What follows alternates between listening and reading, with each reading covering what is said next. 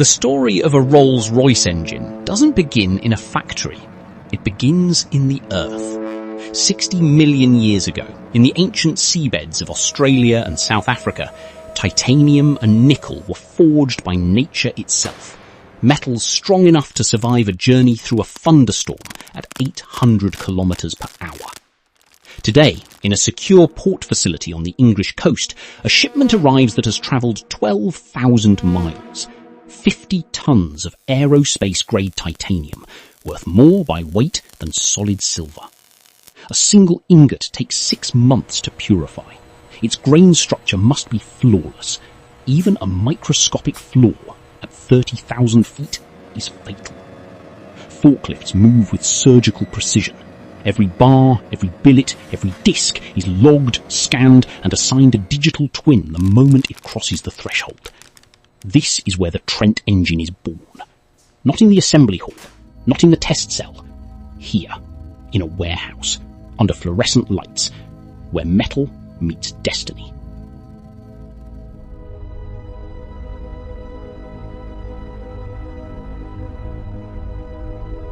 This is not manufacturing. This is metallurgy at the edge of what is physically possible. In the forge hall of Derby, England, a single titanium billet, glowing dull red 950 degrees Celsius, is placed inside a 40,000-ton hydraulic press. The press comes down with the weight of 200 cars.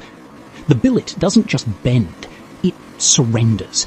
Its internal grain structure is broken, realigned, and reborn.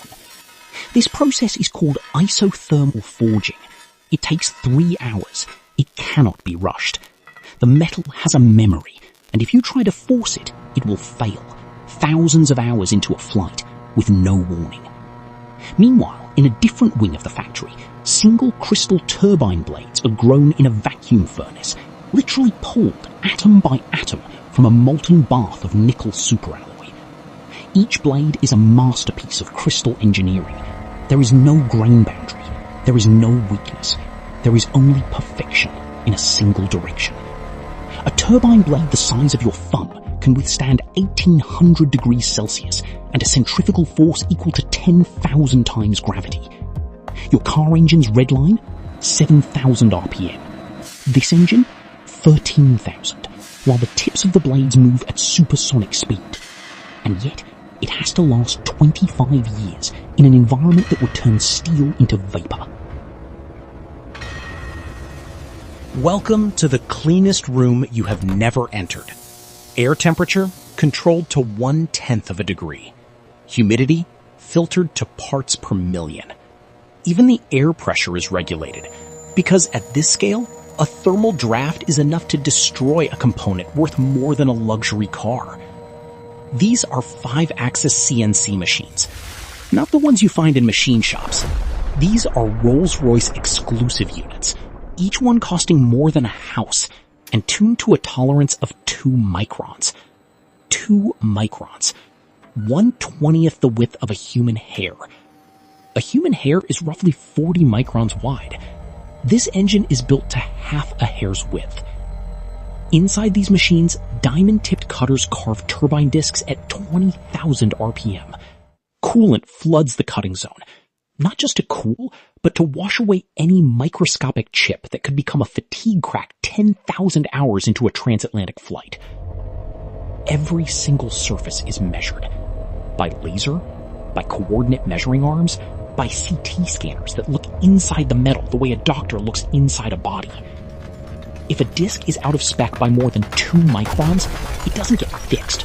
It gets crushed, melted, recycled.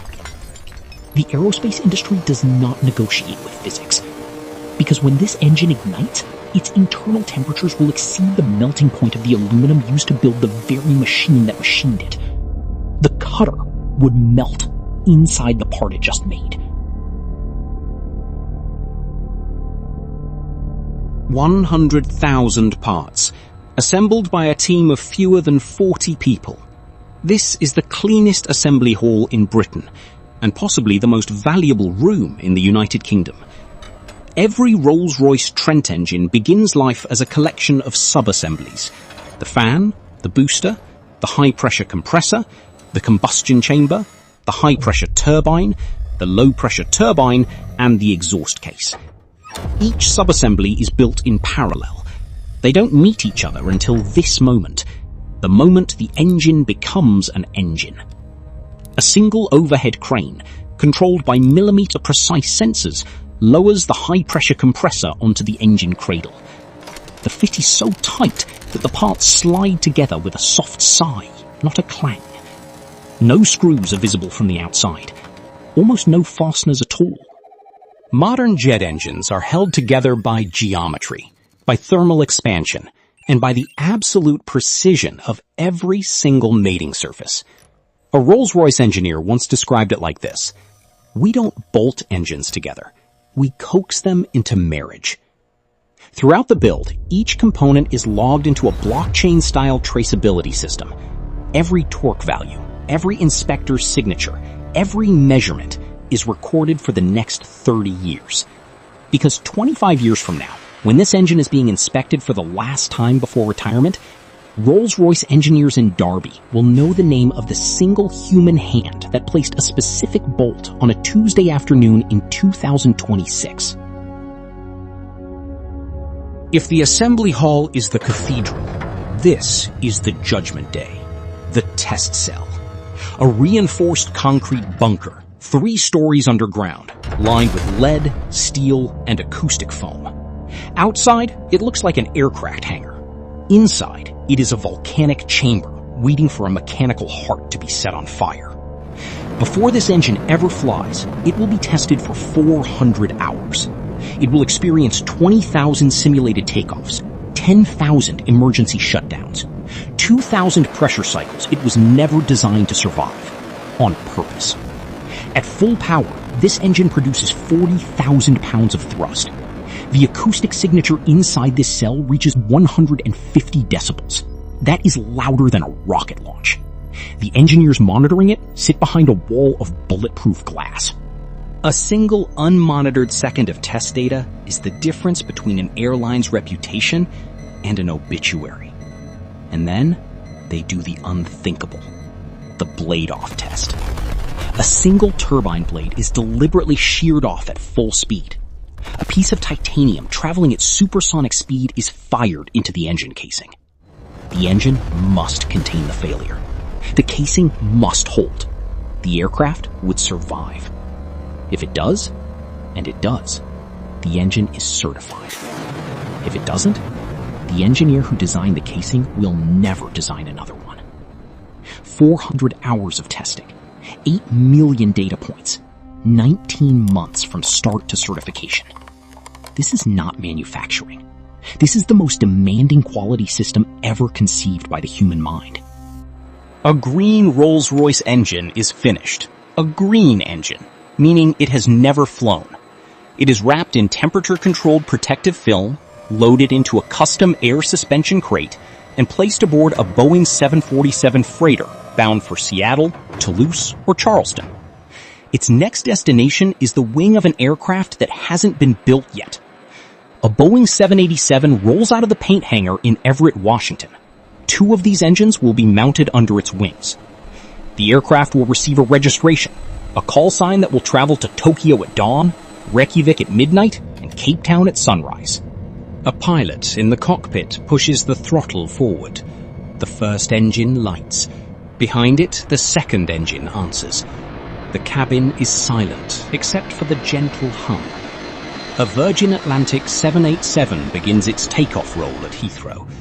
400 passengers, all reading books, all drinking tea, all completely unaware that the titanium heart under their feet was once a bar of metal in a warehouse in Derby. One Rolls-Royce engine will fly 50 million kilometers in its lifetime. It will cross every ocean. It will land in more countries than most human beings ever will. And when, after 25 years, it is finally retired, it will not be scrapped. Its titanium will be melted down, reforged and reborn into the next generation of engines that will carry the next generation of us into a sky that has no ceiling. Rolls-Royce, trusted to deliver.